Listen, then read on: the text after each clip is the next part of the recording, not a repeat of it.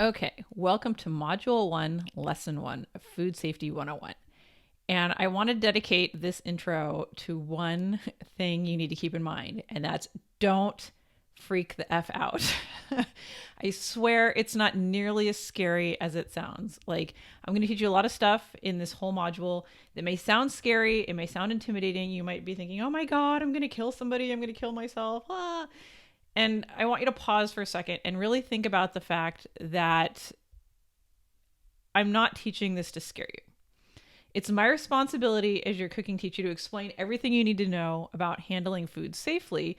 But ultimately, you just need to be smart and keep food hygiene in mind. Like, you'll know instinctively when you're potentially going to screw something up and put yourself or your loved ones at risk. It's not that complicated. So don't watch this whole module and then never cook again because you're paralyzed by fear. That's the exact opposite of what I want. What I want is to imbue you with knowledge and skills so that you can cook confidently in the future without worrying about making anybody sick. Because I know that there's a lot of people out there that are afraid of cooking because they're afraid they're going to make somebody sick, and it keeps them from cooking things like chicken and sometimes eggs. And really, these foods are perfectly safe as long as you know how to handle them. And I want you to really think about it. So you have not been sick with food poisoning like once a month for your entire life, right? At least I hope not. So exactly, right?